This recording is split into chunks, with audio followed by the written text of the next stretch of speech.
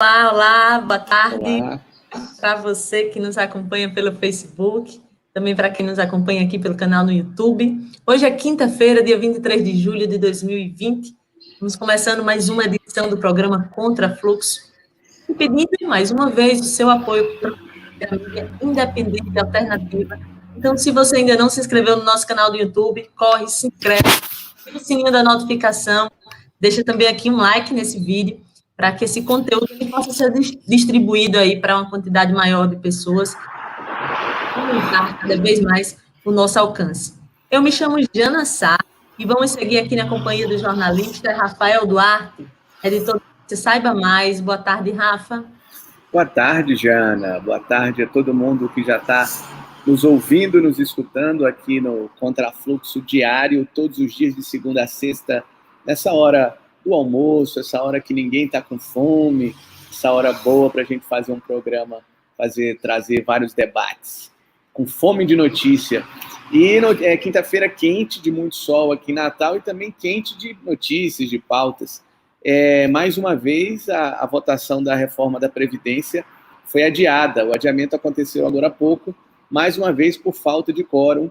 A gente tem dito, né, há alguns dias aí a reforma da Previdência é essencial, não tem como não ter, em razão da obrigatoriedade lá da emenda federal 103, da reforma da Previdência do Bolsonaro, só que o governo ainda não conseguiu os votos suficientes, e aí não tem dado quórum às votações, por isso esse adiamento. Mas a gente fala mais sobre a reforma em outro momento, porque hoje é dia de entrevista dupla, né, Jana? Isso, Rafa. Só um comentáriozinho sobre a reforma, muito rapidamente, que a gente disse aqui que é só pontuar, né, para a gente enviar aqui nossas entrevistadas, que são duas, como você colocou. Mas aí a gente está numa encruzilhada, né, Rafa? Ou se aprova a proposta de reforma que foi discutida com os servidores estaduais, né, pelo governo da professora Fátima, ou o Estado vai ser obrigado, como você colocou, a aderir à reforma federal, né? Isso, e essa reforma, a gente deu uma matéria agora há pouco na agência Saiba Mais. Se o Estado não aprovar a reforma da Previdência enviada pelo governo e aprovar e acabar caindo na federal, 97,94% dos servidores terão uma perda maior na renda. Que vai ali nesse grupo estão servidores que ganham de um salário mínimo até R$ 10.000. Ou seja, quase 98% dos funcionários públicos do Estado, eles terão uma contribuição maior em razão da alíquota, né? A reforma federal, ela determina, estabelece ali uma alíquota linear de 14%, e diferente da proposta do governo, que é por uma alíquota progressiva, que vai de 12% a 16%. Aí existe Pois é, Rafa, parece muito lógico, né, Rafa, que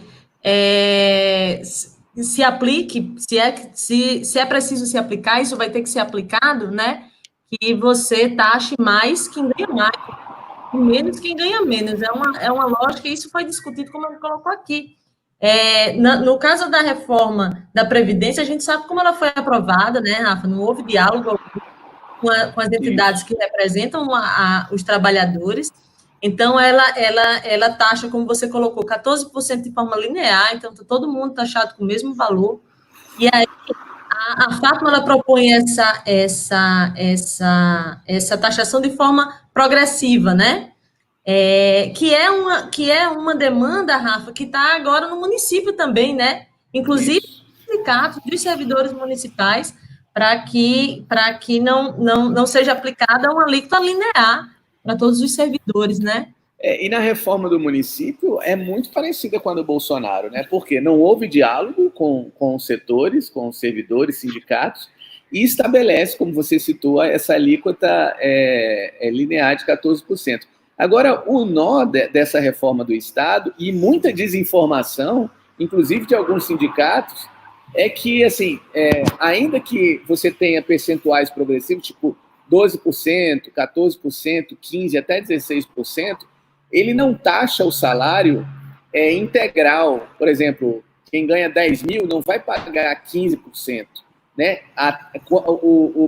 O salário do servidor, que for 10 mil, por exemplo, de 0 até 2.500, ele vai incidir uma taxa ali de 12%.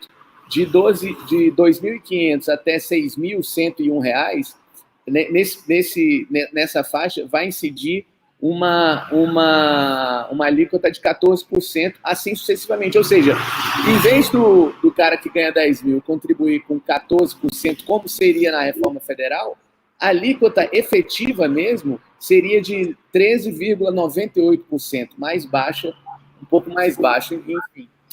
Muita desinformação nesse debate também. E também muita má-fé, às vezes, né, Rafa? Sim. Eu tenho acompanhado aí, esse debate está sendo feito na Assembleia Legislativa, né? Está sendo feito de forma remota, porque é a forma como tem sido aprovados os projetos, né? Mas os deputados estão se utilizando aí de uma argumentação para atrair o povo, que eles querem que ela está querendo apressar e aproveitar esse momento, mas essa proposta ela foi enviada em fevereiro, né? Antes da pandemia. Então, é uma postura lamentável, acho que de quem não tem compromisso, né, com o Estado, com a classe trabalhadora do Rio Grande do Norte, até porque são deputados, Rafa, que defenderam a reforma da Previdência do governo Bolsonaro. Então, não são deputados que estão fazendo um debate sobre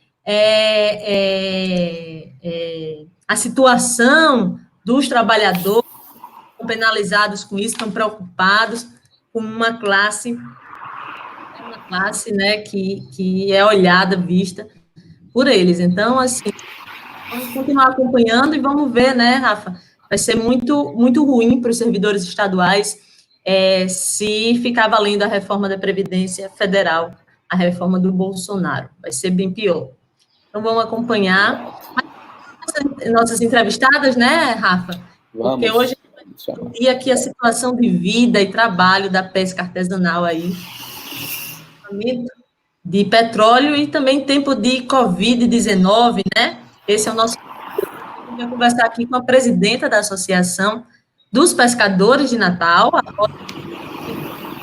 com a geógrafa da ONG Oceânica, Joane Batista.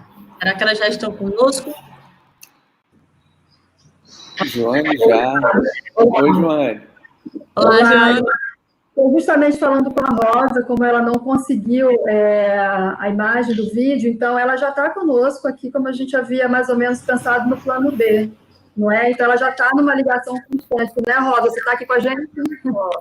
Boa tarde, todos. Boa tarde, Rosa.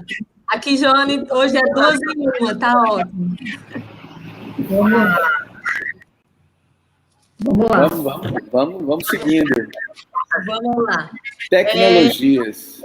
Exatamente, que veio para ajudar a gente, né? Vamos utilizá-la, vamos nos auxiliar. E a primeira pergunta, Rosa, vai para você.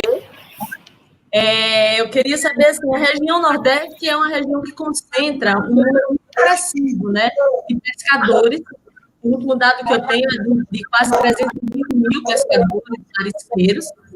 E aí, veio um vazamento de óleo, né, que foi verificado em boa parte, aí uma parte significativa do litoral nordestino, que ainda está repercutindo, né, na vida de vocês, na vida e no trabalho de vocês. Infelizmente, se soma agora essa crise que foi gerada pela pandemia do coronavírus.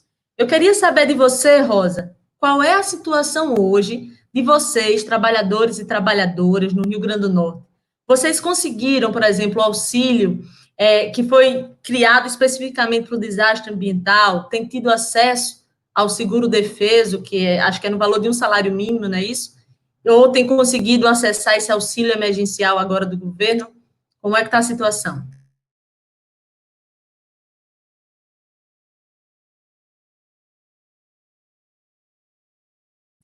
Joane, tá desligado o seu fone.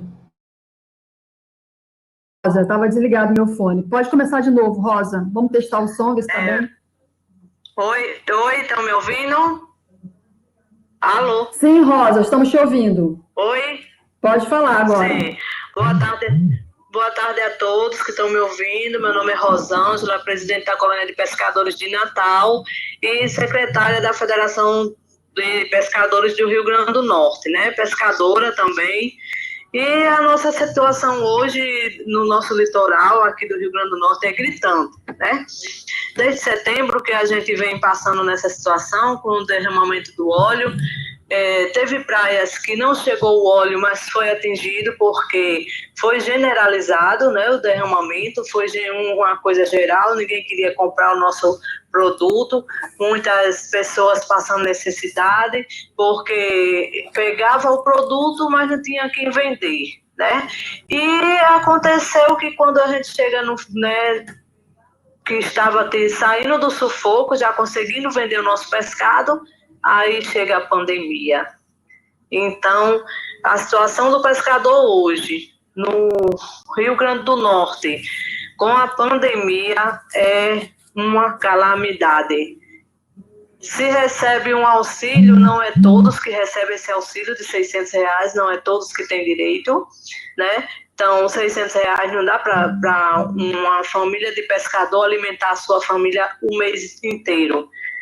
E você me fez a pergunta sobre a questão do seguro-defeso. Sim, o seguro-defeso é um salário mínimo por 5 meses no litoral para a pesca da lagosta, mas nem todo pescador tira seguro-defeso. Eu vou te dar um exemplo pela colônia de pescadores de Natal, eu só tenho 45 pescadores que tiram seguro-defeso, porque precisa trabalhar numa embarcação que é licenciada para pescar lagosta. Então, a gente não tem. E nas outras praias, do mesmo jeito. Então, não é todo pescador que tira seguro-defeso. Então, eles estão muito à mercê da compra, de quem quer comprar o pescado deles. E com a pandemia, ficou muito mais difícil mesmo.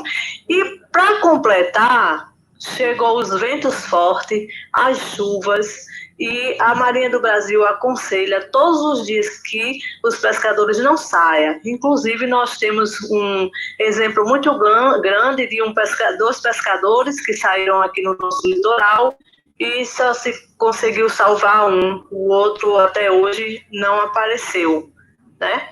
Por causa da chuva e dos ventos fortes. Então, a nossa situação hoje no litoral do Rio Grande do Norte e também todo o Rio Grande do Norte, incluindo a pesca dos rios e de lagoas, por causa da pandemia, é uma situação muito difícil mesmo. Nós estamos assim, eu pelo menos eu fico desesperada, porque eu estou na ponta, né, e todo mundo só liga para mim, e a gente esperando um auxílio, uma cesta básica para acudir uma colônia aqui, outra ali, e nada chega. Então está muito difícil. Rosa, você me falava um dia desse, numa entrevista que a gente fez, também houve um problema na listagem, né, das pessoas que iam receber. O governo federal utilizou uma lista que está muito defasada, né? Por exemplo, tinha pescadores que até já estavam mortos e tal, outros aposentados, outros que já tinham deixado a pesca. O que isso influenciou também nesse processo de recebimento dos recursos do auxílio? O auxílio que você está falando é o auxílio que veio na época do derramamento, né? Então, isso. Desculpa. O governo não procurou as colônias para saber quem realmente está ativo, para quem saber realmente quem está com a documentação ativa, e procurou um arquivo deles que eu não sei nem de quando é esse arquivo, e colocou uma lista para a Caixa Econômica. Então, quando o pessoal não veio para nós, não foi comunicada a colônia nenhuma, nem a federação, essa lista, a gente já pegou no site do Ministério da Pesca, na Secretaria de Pesca, né? E essa lista tinha pessoas que eu, pelo menos na lista de Natal, eu disse, não, essa pessoa aqui não existe, porque não veio o nome das pessoas, veio o número do RGP, né? Então, quando a gente começou a saber que eles começavam a procurar, não, essa pessoa aqui já morreu, essa pessoa aqui não está mais na pesca, essa pessoa... Então, aquelas pessoas que estavam de carteira assinada, que o nome estava na lista, foi lá e a Caixa pagou, que já estava com outra profissão. Eu não vou te dizer que quem morreu recebeu, porque eu não vi, mas que o nome veio na lista, veio. Aposentados. Então, quem realmente de direito que tinha a receber, não receberam, foram poucos. Saiu uma prorrogação do Senado para que fosse prorrogado mais 2 parcelas. Até hoje, essas parcelas não chegou para ninguém. Então, ficou muito difícil. E esse auxílio do óleo era para ter chegado a todas as praias. Teve uma praia que não foi atingida com óleo, mas foi atingida porque ninguém queria comprar o petróleo. Só para a gente ter uma noção, quantas pessoas receberam ao todo aqui? Você tem esses números? Vocês têm isso? Do universo de quanto? Eu posso ajudar, Rosa. Agora, eu posso ajudar, Rosa. E Joana, ela está em casa, ela vai poder passar para você, certo? Mas, assim, foi muito difícil, está sendo muito difícil, e mais difícil fica para nós, como presidente de colônia, porque tem pescador que não entende que isso não passou pela nossa mão, e eles acham que foi a gente que indicou. E jamais a gente indicaria uma pessoa que não está fazendo jus a receber aquele auxílio, receber. Isso a gente não ia fazer nunca, porque a gente sabe a situação de cada pescador na beira da praia. Entendeu? Então, o governo, até hoje, para os pescadores, não trabalhou nada legal. Com a pesca, não. Porque eles procuram outros órgãos e não procuram quem realmente sabe quem é o verdadeiro pescador, quem é o verdadeiro pescador que está lá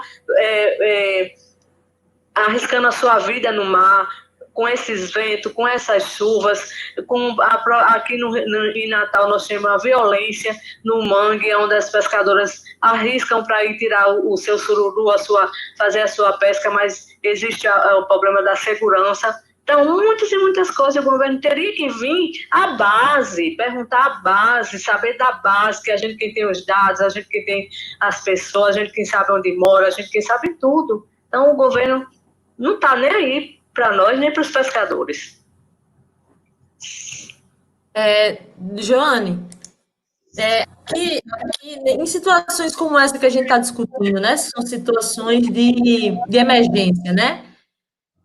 A gente vai percebendo que as dificuldades, até pela fala da Rosa mesmo, se apresentam de forma muito diferente, né? E atinge sempre primeiro, e acho que de forma mais forte, as populações que estão mais vulnerabilizadas, né? Falta um plano, uma proposta para proteger os povos que estão em comunidades tradicionais, diferentes da cidade. Como é que tem sido a atuação de vocês, da União Oceânica? Então, primeiramente, boa tarde, grata pela oportunidade. Esse é um momento muito estratégico para todos nós, para mim e para a Rosa, estarmos falando, dando visibilidade, não é, a essa questão. Rosa continua aqui com a gente, na ligação, Sim. E aí, então, vai ser uma conversa que a gente precisa de ajuda, porque não existe uma política pública para pesca artesanal, não existe um plano para entender que público é esse da pesca, por isso a gente fica com esse problema, muito bem relatado por Rosa, que está com o pé na areia. Então, quando ela coloca para a gente que o público não está sendo atendido, o auxílio não está chegando, é porque a gente não conhece, esse público está invisível.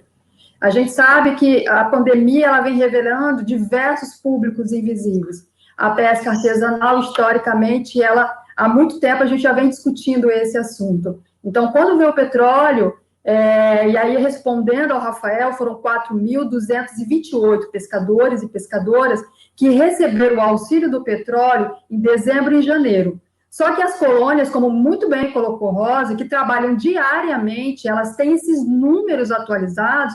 No litoral, a gente tem aproximadamente hoje, a partir do que as colônias nos repassam, nós temos aproximadamente 10.133 pescadores associados. Então, assim, de 4.200, muitos deles já morreram, aposentados, como Rosa falou, já saíram da pesca, não é? E ficou de fora um grande número. A gente está falando aí de quase 11 mil pescadores, porque esse número também ele vem sendo atualizado o tempo todo, porque tem pescador que às vezes se afasta um pouco da colônia, e no momento de aperreio ele volta, e a colônia ela sempre está de porta aberta, então esse número ele vem sempre sendo atualizado. Então a gente está precisando discutir, e isso a gente vem fazendo desde lá do momento do derramamento de petróleo, essa discussão de perto com o Ministério Público Federal e com o governo estadual, da necessidade de nós construirmos um cadastro estadual, porque aí sim, qualquer situação no futuro,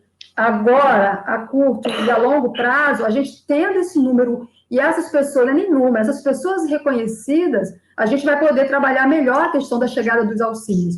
E aí a gente está falando dos auxílios em âmbito municipal estadual e federal, porque agora com a Covid a gente está tendo problema até com as prefeituras, de não reconhecer o público da pesca. E aí a gente, por exemplo, quando a gente está em Macau, vou dar um exemplo, Macau, historicamente e culturalmente, é uma população fundada na história da pesca artesanal. E até agora eles não conseguiram receber aquele auxílio que o governo estadual repassou para a prefeitura, que é o SUAS, que é o Sistema Único de Auxílio Assistencial. Então, assim, ele não chegou. O que era esse auxílio? Cesta básica e material de limpeza, higienização, desinfecção. Não chegou.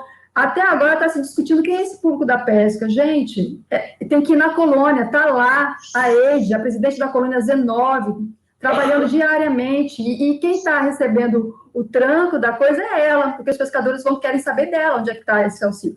Então, está precisando haver uma integração maior, e nas nossas reuniões com o governo estadual, nós estamos relatando esse drama das prefeituras não estarem conseguindo trabalhar diretamente com esse público para repassar o auxílio, e a gente tentando ver como é que a gente, então, resolve essas questões. É como Rosa falou, uma coisa são os movimentos sociais falarem, os pescadores falarem, eles precisam para ontem, né? Então, essa narrativa, ela precisa ser reconhecida.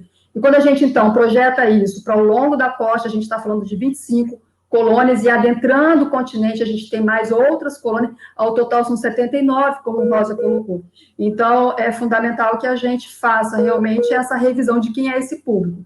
Essa discussão a gente está conseguindo fazer. Então, quando a gente volta para a questão do petróleo, a gente fez um tribunal, não é?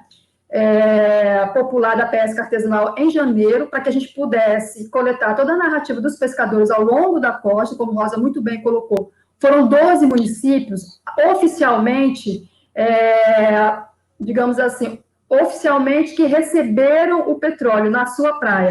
Mas, como Rosa colocou, foram todos os municípios que receberam indiretamente, porque o pescado ele ficou condenado para toda a costa.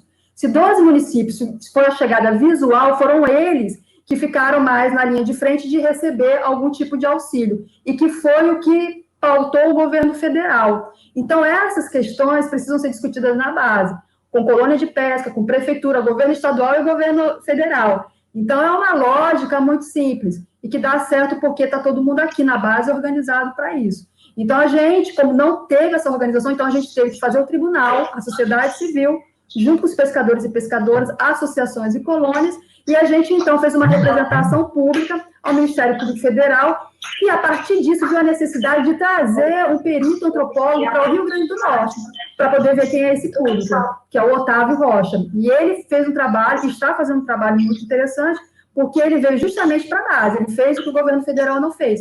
Ele foi para a praia, foi conversar com os pescadores.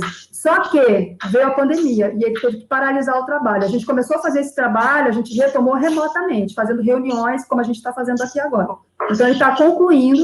Então, a gente, através da Rede Manguemar, com a organização Mutirão, que tem o advogado popular Luciano Falcão, está à frente dessa representação pública. Então, a gente está munindo o Ministério Público Federal de fatos, de dados, de informação, para que ele possa fazer com que o auxílio chegue, porque a gente está esperando o auxílio sim, porque a gente está aí desde setembro, 9 meses da vida precarizada, porque chega a pandemia. Aí, Rosa, eu vou deixar, se você quiser acrescentar mais alguma coisa com relação à questão do petróleo, porque, como muito bem colocou Rosa, foi prometido mais 2 meses, não chegou, não foi dada nenhuma satisfação. A gente fez uma reunião também com o senador Jean Paul Prats, que está à frente da CPI do petróleo. Ele está fechando também a CPI agora, se eu não me engano, de julho para agosto. E a gente já encaminhou para ele, inclusive, a nossa representação pública com os dados que a gente tem dos impactos na vida e trabalho da pesca artesanal. E quando a gente fala na vida e trabalho, a gente está falando no ambiente natural. E aí está falando diretamente com a oceânica, porque a gente trabalha com a conservação dos ambientes costeiro e marinho. A gente está falando de rios, de mangue, de recifes, e essa área também precisa ser monitorada. Então, tudo isso a gente colocou na representação pública, que está no Ministério e que provocou a vinda do perito e que está fechando dados para que o Ministério possa exigir da União, que é o que a gente está exigindo, as reparações para a vida das comunidades e para os ambientes naturais. Então, não parou, gente. De lá para cá, a gente estava aqui fazendo uma avaliação com Rosa, nós tivemos 39 reuniões, e essas reuniões é o quê? Tribunal, audiência pública, reuniões para a gente ver entrega de auxílios, cestas básicas, que está tendo uma mobilização também da sociedade, as cestas que estão chegando no litoral,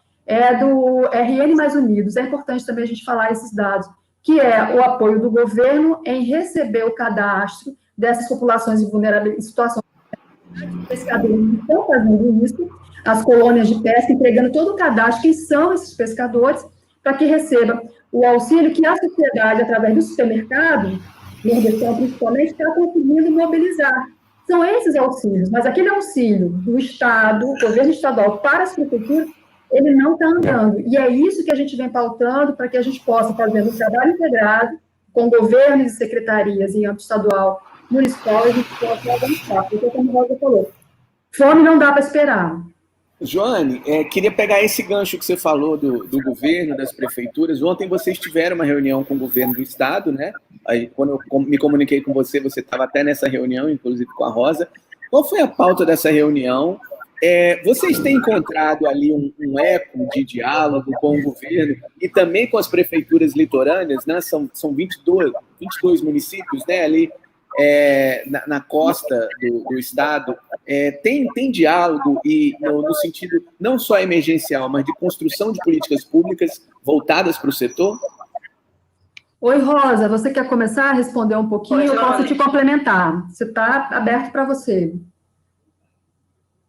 Eu posso? Sim, por favor. Respondendo aí essa... Oi, Rosa. Oi, Rosa. Oi. Pode falar, estou ouvindo agora. Oi, Joana. Estou ouvindo, pode falar. A gente não está tendo diálogo com as prefeituras, viu?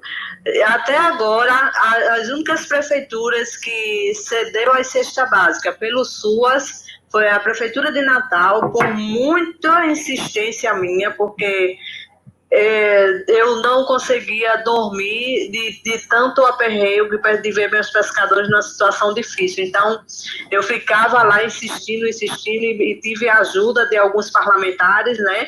E a Prefeitura de Parnamirim. Fora essas duas, nenhuma prefeitura chegou junto da comunidade pesqueira. E quando os presidentes se encaminham ao ofício pedindo ajuda de cesta básica, eles dizem que não podem, eles dizem que não sabem que é para ter, e a gente sabendo pelo portal da transparência que eles receberam esse auxílio do governo federal que veio para o estado, do estado para as prefeituras. Então, não existe diálogo nem para isso e nem muito menos para políticas públicas junto às prefeituras, não. Aqui no Rio Grande do Norte, as prefeituras usam muito a questão ainda partidária. Se tu me apoia, eu estou do teu lado. Se tu não me apoia, isso é como presidente de colônia. Se tu não está no meu palanque, você também não tem nada. Então, eles olham para a pessoa que está à frente, não olha para o pescador que está lá na ponta, porque quem precisa é o pescador. Tá certo que o presidente, ele vota, mas muito mais voto tem o pescador para dar para eles, mas eles são muito, na sua grande maioria, os prefeitos são muito pela questão partidária, então só prejudica. Oi, então, bacana, Rosa, fala. Eu vou, então, complementar um pouco mais a Rosa da reunião de ontem, que, na verdade, a reunião de ontem com o governo, ela, com relação à Covid, ela vem se dando desde março. E aí a gente está falando do subsecretário da Pesca, que é o Davi Soares, que vem junto com a gente, não é? E a gente está falando Oceânica, Rede Manguemar, Federação da Pesca, um grupo de presidentes de colônia e presidentas que estão conseguindo participar de reuniões remotas, inclusive, como eu falei, a gente às vezes passa o mês inteiro fazendo reuniões, a cada semana 2 até 3 reuniões para a gente poder ir vendo de desdobramento. A gente vem tentando, com o governo estadual, integrar as ações, mas é muito difícil, porque o recurso não chega para o governo não está conseguindo ver saídas, e a gente, enquanto sociedade civil, a gente pressiona. Então, em alguns momentos, a tensão é muito grande, não é fácil o momento que a gente está vivendo. Com o governo estadual, está havendo essa possibilidade de diálogo, está havendo essa integração, mas, infelizmente, a gente não está conseguindo encontrar saídas. Muitas saídas para que chegue ao auxílio. O auxílio que a gente está falando são as cestas básicas e o material de higienização, como o Rosa falou. E com as prefeituras, é uma situação assim, surreal que a gente está vivendo, porque muitas vezes presidentes e presidentes de colônias são desconsiderados, são marginalizados, são perseguidos. Então, assim, chega um momento que é melhor, então, que eles não vá mais, porque é um desgaste absurdo que eles passam dentro daquela comunidade, a não ser que a gente vá em rede, de forma organizada. E para isso, então, mais uma vez, a Rede Manguemar, então, vendo um pouco esses empecilhos, a gente entra com uma representação pública para o Ministério Público, pedindo que ele intervenha, que ele venha fazer uma leitura da situação e que a gente consiga encontrar caminhos para que esse auxílio que chegou nas prefeituras possam efetivamente chegar. E assim, sem questionamentos, a gente está falando de colônias de pesca, a gente sabe que a história das colônias de pesca no Brasil, em território nacional, vem da década de 20, a gente está completando aí 100 anos. São organizações centenárias, são historicamente constituídas. Então, não pode haver questionamento se ela está falando ou não a verdade. E a gente está vivendo um momento agora de calamidade sanitária. Então, assim, não dá para questionar se aquela pessoa está ou não em situação de vulnerabilidade, que é uma série de questões. Mas sempre há o questionamento, sempre há a dúvida, sempre bota, digamos assim, a fala desses pescadores e pescadoras em xeque. Então, isso não pode acontecer. Então, todos esses relatos a gente vem pautando junto ao governo estadual para a gente ver como é que a gente resolve. Mas agora a gente está com o Ministério Público para que ajude nesse processo. Quanto mais gente, organizações, sociedade civil, representações nos seus âmbitos e cada um no seu papel para que a gente possa resolver. No entanto, além disso, da questão emergencial, como Rosa sempre muito bem coloca, é para ontem, a gente também está estudando isso que a gente está conversando aqui. Políticas públicas, porque se a gente tivesse políticas públicas definidas em território nacional, claras para a pesca, que não há, infelizmente, até hoje, passando por vários governos, não se construiu, a gente hoje vive aí um legado de não construção de políticas públicas para a pesca. Então, a gente está, nesse momento, com o governo estadual, discutindo também políticas públicas. Então, a reunião de ontem também foi para isso, Rafael, respondendo a sua pergunta. A gente, na verdade, semana passada, foram 2 momentos, emergencial, cestas básicas, e políticas públicas. E ontem foi só políticas públicas. E o que é essa política pública? Na verdade, a gente está pautando para o governo estadual, e aí tiveram na reunião secretarias estruturantes, como a SAP, que é da Agricultura, Pecuária e Pesca, mas também estava o CEPLAN, também estava a CEDRAF, que trabalha com o recurso orçamentário governamental, outra que trabalha com compra de alimentos. Então, tudo isso é muito estruturante para a pesca artesanal. Então, a gente está discutindo, nesse momento, as demandas prioritárias da pesca, como cadastramento estadual, poderia ser histórico, inclusive, porque só existe no Nordeste, lá em Pernambuco, e a gente nem sabe como é que está caminhando, mas a proposta lá foi aprovada. A gente seria a próxima, mas a gente precisa de recurso para isso. Então, tem a LOA, não é, que está aí para ser avaliada agora até 15 de agosto, aonde a gente está tentando, no orçamento que foi liberado no PPA, a gente está tentando remanejar para a gente poder iluminar essas prioridades da pesca artesanal, sendo uma delas emergencial, como cadastro. É lógico que às vezes dá aquele aperreio, né? Mas isso vai demorar, né? Então, assim, a gente precisa resolver. Então, a gente está tentando fazer esse diálogo com o governo estadual para que a gente possa juntos. Ontem, por exemplo, a SAP, através do subsecretário da Pesca, colocou: nós vamos criar emergencialmente, para ontem, um grupo especial de atividade para tratar da pesca artesanal. E a gente colocaria todas as demandas. Vai ficar mais fácil a gente poder visualizar a curto, a médio, a longo prazo, as demandas da pesca numa construção efetiva de política pública. Então, a gente está aproveitando esse momento de pandemia, apesar do desespero e do aperreio muito grande, a gente construir bases sólidas para a construção de políticas públicas. E na reunião de ontem estavam os pescadores dizendo o que eles querem. E isso é fundamental. Construir esses espaços de diálogo, entendendo que o público, ele é diverso, é um público que a gente sabe que não dá para a gente fazer uma discussão partidária, como a Rosa colocou, mas é uma discussão do comportamento. A gente precisa definir política pública, só que não nessa perspectiva partidária e nem polarizada, porque senão a gente não caminha. Esse também é outro drama que a gente está vivendo, mas a gente está conseguindo atravessar isso.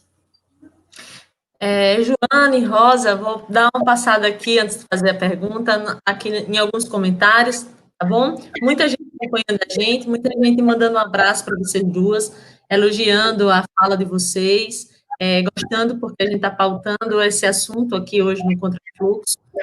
Um carinho bem, bem especial aí para vocês duas. Mandar aqui um abraço para Carlos Alberto, Pedro Santos, a Joaninha, Joana Dark, Fátima Cabral, Wagner Araújo. E daqui a um pouquinho, Wagner, eu trago aqui, já nessa pergunta que eu vou fazer agora, a Joana e o caso do Wagner, que ele me colocou aqui antes do programa. A Irene Alexandria, a Mara Rúbia, o Marcelo Gomes, a Maria Luz Neto, o João Vieira, o coletivo Autônomo Feminista Leila Diniz. Eu mando um abraço para vocês duas, para a Joane, a Eliane Santos Cavalcante, a professora Nilza Pires, João Vieira, a Lenira Fonseca, o Carlos Vanderlei, Darlo Inácio, Ieide Silva, Leonete, Juliane. E aí, muita gente parabenizando. E aí, a Lenira, Joane, ele coloca que você fazer um comentário em cima da sua última resposta da política pública, que é formulada sem ouvir a população impactada, está fadada ao fracasso, lógico, né? Porque é quem sente e é quem é capaz de dizer o que realmente precisa, o que não precisa, né? Mas aí, daqui a um pouco a gente volta aqui nos comentários. A Oceânica, Joane, ela vem fazendo um trabalho de mapeamento, né, da área de atuação das comunidades pesqueiras aí, acho que desde o ano 2010, e aí eu queria saber, primeiro, assim, qual o resultado desse trabalho, qual a importância, né, da relação dele para a permanência das comunidades tradicionais da pesca nas suas áreas de origem, também de conservação dos bens naturais. E aí, nessa pergunta, eu ainda vou emendar aqui a questão da denúncia que o Wagner fez. Lá ele tem uma casa em Antigo Queimado, né, a praia de Antigo Queimado, que é em Pedra Grande, e ele fez uma denúncia dizendo que há uma pessoa lá, né, de fora do país, que se diz ser dono daquela terra, daquela área, e me parece que a comunidade né, uma luta, e está fazendo essa luta junto com a ONG, né? Queria que você falasse um pouco desse trabalho de vocês. Tá, ok. Rosa, antes de eu falar, você gostaria de falar um pouco também sobre essa questão do território da pesca e de Antigo Queimado, né? Não sei se você conseguiu, diante de tanto trabalho, tanta coisa, saber como é que está lá a situação do pessoal lá da Z32. Se você quiser falar, eu já falo na sequência. Assim, eu não tive nenhuma notícia. Estão me ouvindo? Sim, Rosa. Oi? Sim. Eu não tive nenhuma notícia na questão lá de Eixo Queimado, porque a nossa situação, assim, está muito difícil de comunicação, né? Mas o que eu tenho que falar sobre o território assim, nosso território pesqueiro está muito sofrido, devido o turismo tem tomado conta do território pesqueiro. A gente tem 2 agravantes aqui em Natal. Se chama a Praia da Redinha e a Praia de Ponta Negra, e também aonde tem a sede da colônia, né? A Redinha, ninguém não tem mais onde colocar suas embarcações, aonde desembarcar, vem uma jangada, o perigo é grande de pegar os banhistas e ninguém não quer atender a gente, os barraqueiros que não quer que a gente encoste as nossas jangadas, nossos barcos ali de frente, e lá nós chegamos primeiro, né? Ponta Negra é a questão do turismo. É uma luta grande na minha vida, se chama Ponta Negra, porque foi reduzido a parte onde fica as jangadas, os pescadores, foi reduzido, a bem dizer, a nada. Fica uma por cima da outra, quando chega as marés grandes, uma bate na outra, e aquela situação super difícil. E todo o litoral do Rio Grande do Norte não é diferente, né? Aí, na área daqui, onde fica a sede da colônia, e chega ao Porto de Natal, dizendo: eu sou dono, eu quero essa parte, eu quero aonde está a sede, eu quero aonde estão os barcos. Assim, a gente não encontra apoio em ninguém, tirando da Oceânica, tirando a Rede Manguimar, que tem nos apoiado. Governo nenhum fica do lado do pequeno, não fica do lado do pescador, porque quem dá mais dinheiro é o turismo, né? Eu sou muito real, porque às vezes as pessoas não gostam do que eu falo, mas para o governo vale quem dá mais, né? Então, como o pescador é uma classe menor, pequena, mas é quem bota mais de 70% do alimento na mesa da sociedade, mas o governo nenhum vê isso. não nos dá apoio na questão dos territórios. Vão nos expulsando, e cada dia a gente fica perdendo nossos territórios, né? É isso que eu tenho para falar disso. Gratidão, Rosa. Então, assim, a fala da Rosa é a fala do público da pesca, né, no Rio Grande do Norte. Então, é diante dessa demanda que a Oceânica vem realmente, desde 2010, fazendo um trabalho de regularização do território da pesca. E a gente vem fazendo isso, escolhendo o rancho de pesca, ele é um ícone espacial, por onde a gente passa. Na praia a gente vê lá aquelas estruturas, muitas vezes vistas como pessoas que passam rapidamente na praia e com um pouco de sensibilidade, elas acham que é uma favela, que é um espaço precário que precisa ser retirado rapidamente, porque está atrapalhando o turismo. Então, só que muitas delas são centenárias, não a estrutura, mas a função social daquele local, porque estrategicamente os pescadores estão ali, porque a embarcação sai bem para o mar, porque não é área onde tem rochas, porque ali você está próximo à área da comunidade poder entrar na praia, e aí a gente está falando, né, do embarque e desembarque de pescado, de beneficiamento.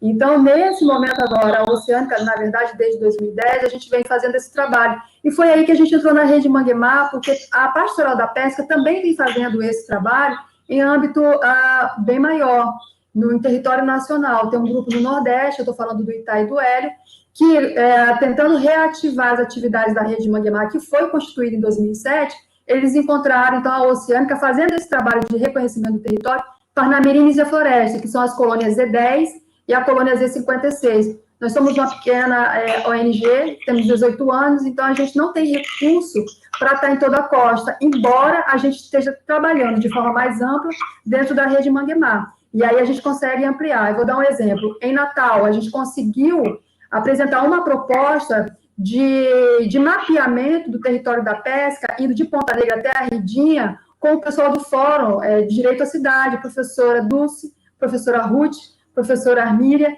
e aí a gente, da Oceânica, junto com elas e junto com Rosa, movimentos pescadores, fomos para a praia, passamos o dia inteiro mapeando essas áreas, conversando com as comunidades, e conseguimos apresentar para a revisão do plano diretor, que infelizmente foi completamente ignorada. Não só o território da pesca, como várias outras considerações da sociedade. Mas isso não está perdido, a gente continua avançando com Defensoria Pública, porque a gente já tinha tido uma conversa anterior, e a Defensoria Pública Estadual em âmbito federal colocou para a gente o seguinte: precisamos fazer essa discussão de forma coletiva, pensando nos 410 quilômetros de costa. Os pescadores precisam permanecer por causa da sua história, de espaço e de tempo. A gente não está falando de uma atividade que aconteceu ontem. E também ninguém está questionando a necessidade das outras atividades virem, mas não se sobrepondo, e sim dialogando. Então, até porque os pescadores veem com bons olhos o turismo, eles vendem pescado para o turismo, mas que haja um respeito de uso desses espaços e não sobreposição.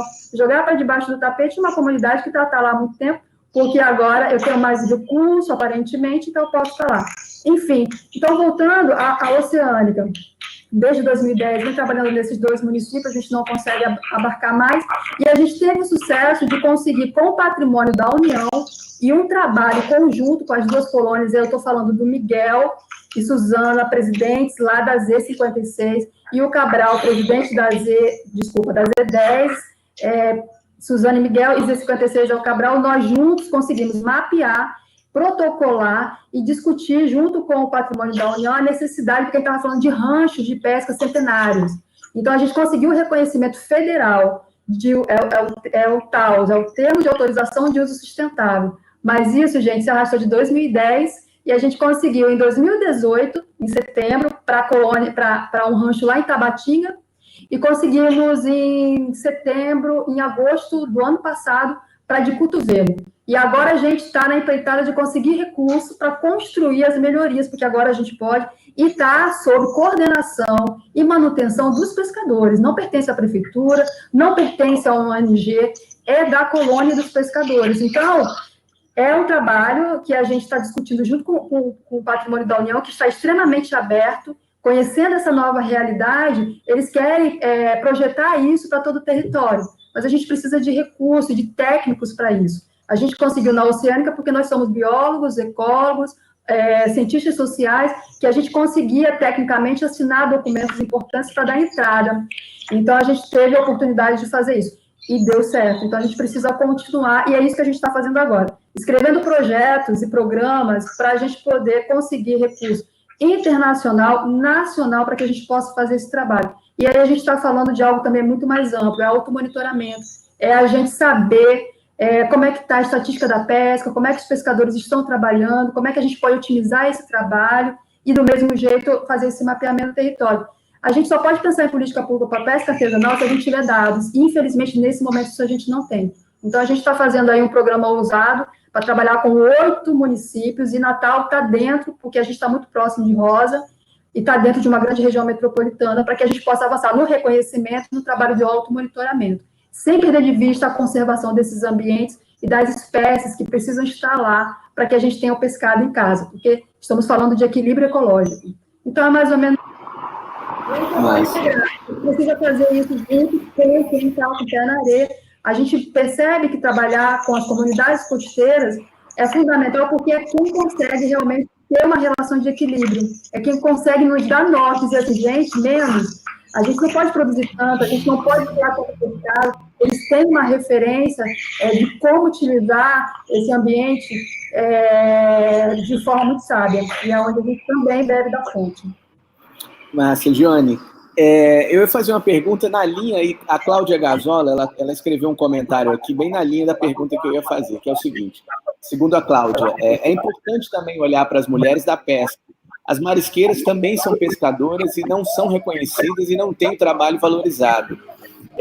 Sofreram muito com o derramamento de petróleo. Eu queria perguntar para Rosa, desculpa. Exatamente isso. Rosa, você é uma liderança feminina num meio predominantemente masculino, né, de pescadores e tal. Como é que tem sido isso? E, por exemplo, a gente fala muito de desigualdade social, desigualdade econômica, mas a desigualdade de gênero é muito forte também no país. Como é que foi? No caso do derramamento de petróleo, impactou mais para as mulheres do que para os homens, para as marisqueiras, para as pescadoras? Fala ou foi esse impacto para a gente, por favor.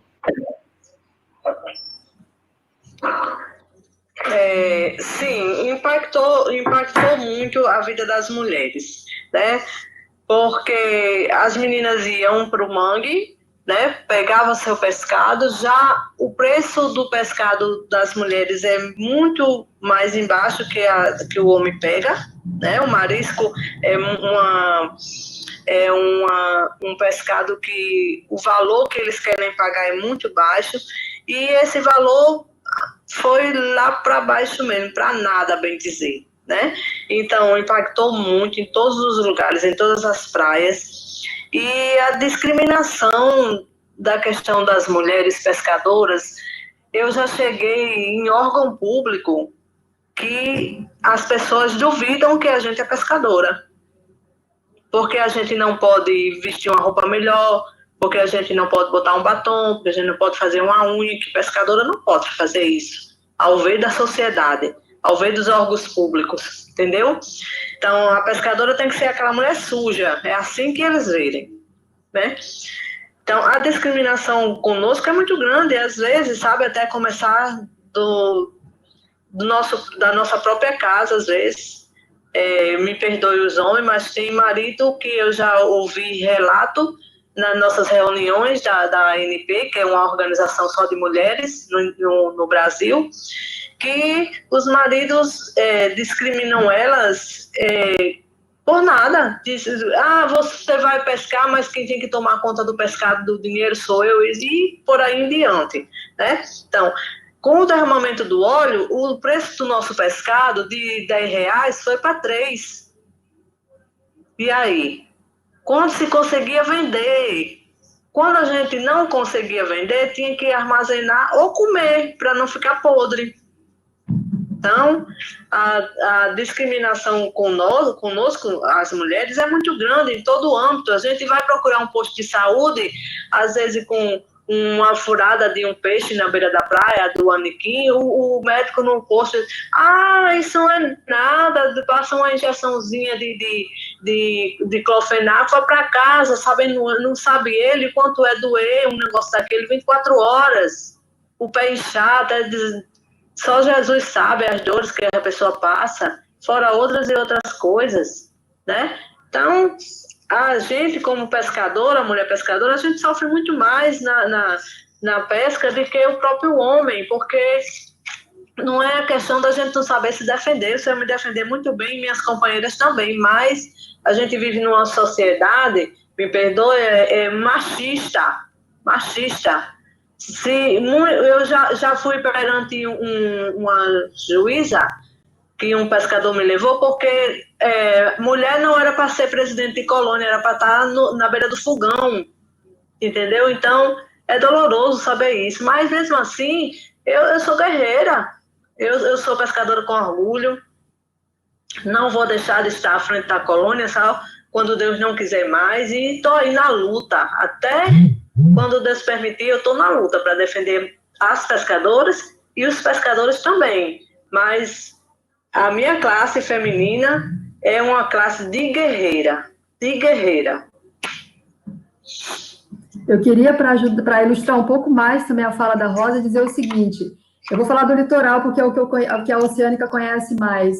São 25 colônias de pesca, dessas 25 colônias, apenas 8 são mulheres presidentas, e isso já é uma grande conquista, porque conforme o relato delas, como bem comovente que a Rosa fala, até um tempo muito recente, mulher não passava nem na porta de uma colônia de pesca, porque presidente não aceitava mulher pescadora, mesmo sabendo que ela estava lá na maré, mesmo sabendo do dia a dia dessas mulheres lá na água.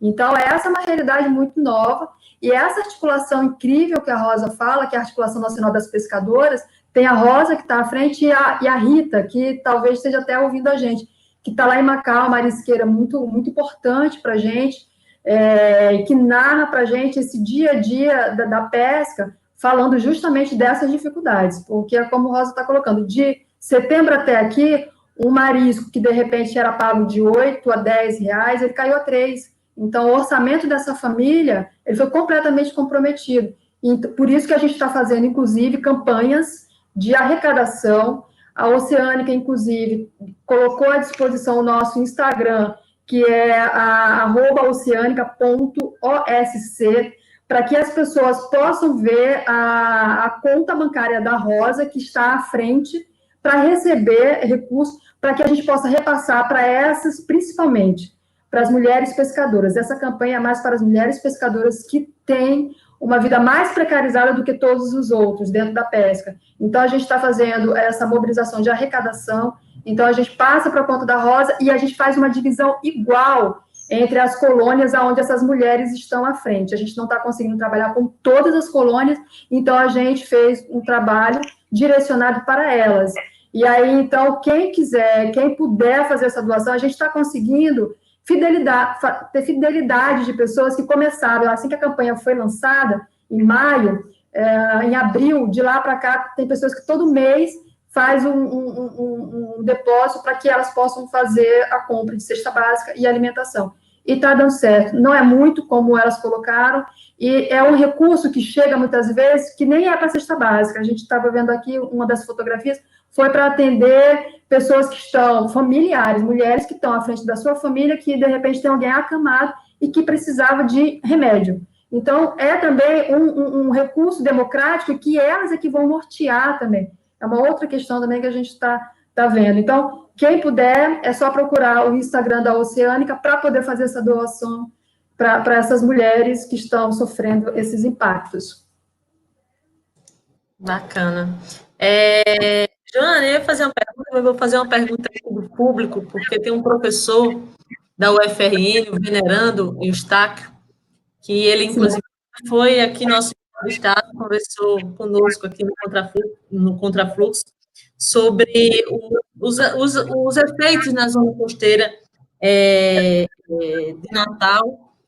Foi uma conversa bem muito interessante que nós tivemos com o Venerando, e ele pergunta aqui, a Oceânica tem avaliado as informações sobre o derramamento de óleo na costa do Rio Grande do Norte, um relatório conduzido aí pelo Comando Unificado de Incidentes.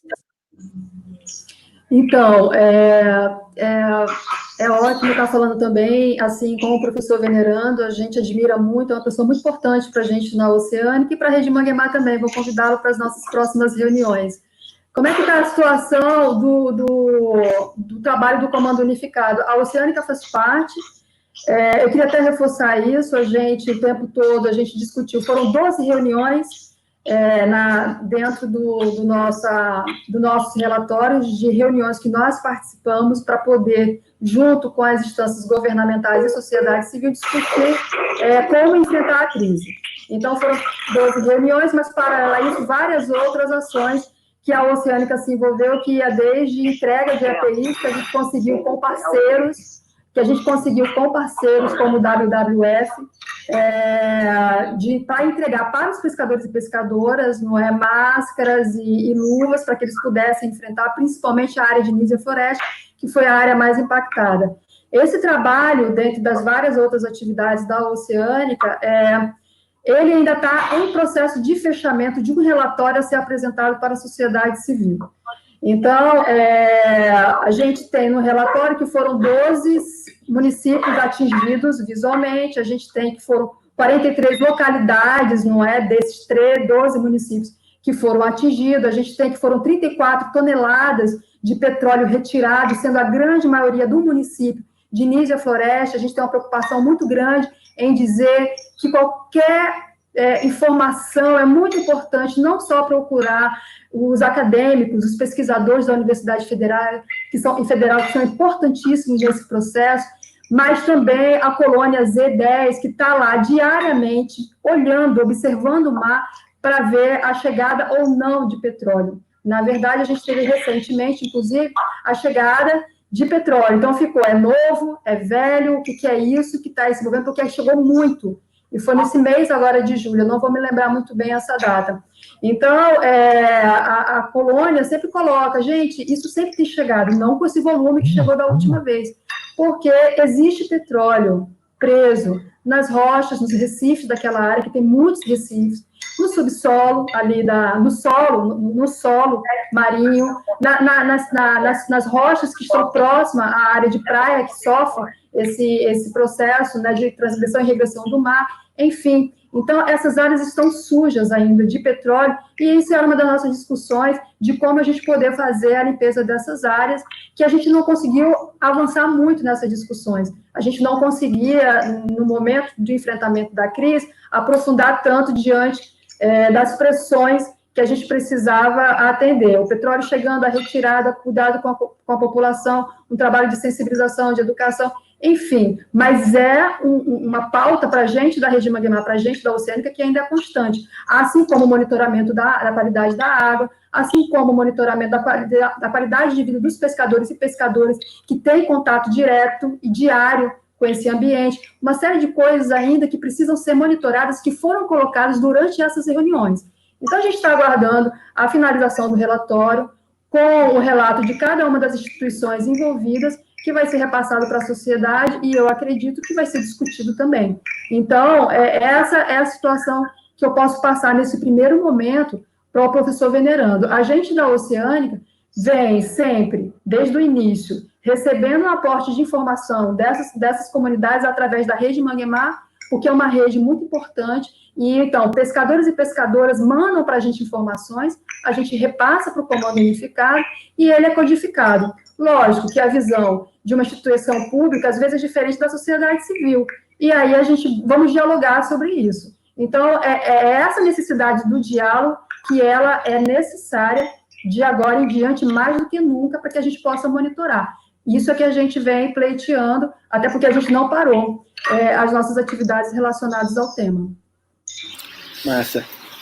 Rosa, queria, antes de tudo, só você, na tua fala, pediu perdão para os homens, para poder criticar os homens. Nós que devemos perdão a vocês, a você é uma liderança incrível, e está sendo um prazer te ouvir aqui no Contrafluxo hoje, ouvir a Joane, muito, muito bacana, tanto que a repercussão aqui com o público tem sido maravilhosa.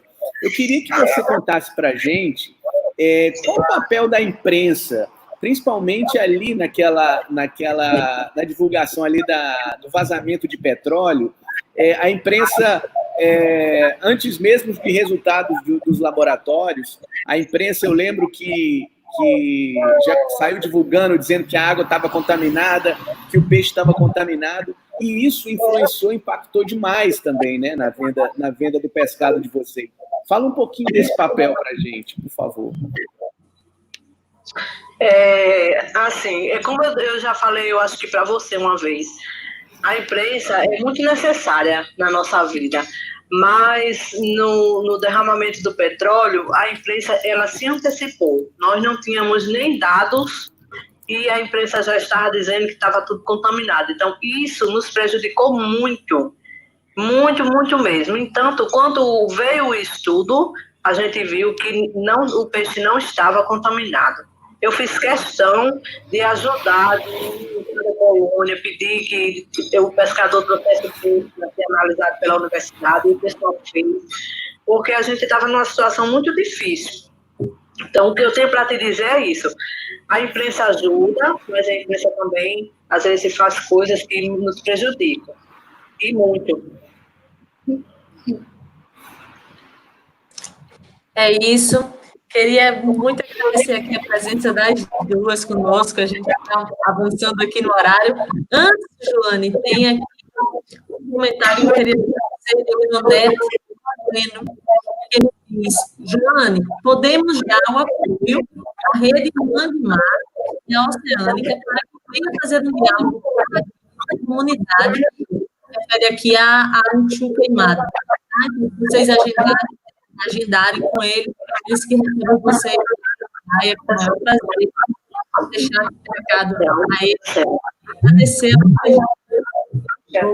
pela disponibilidade de estar aqui conosco, conversando, fazendo esse assunto realmente muito debatido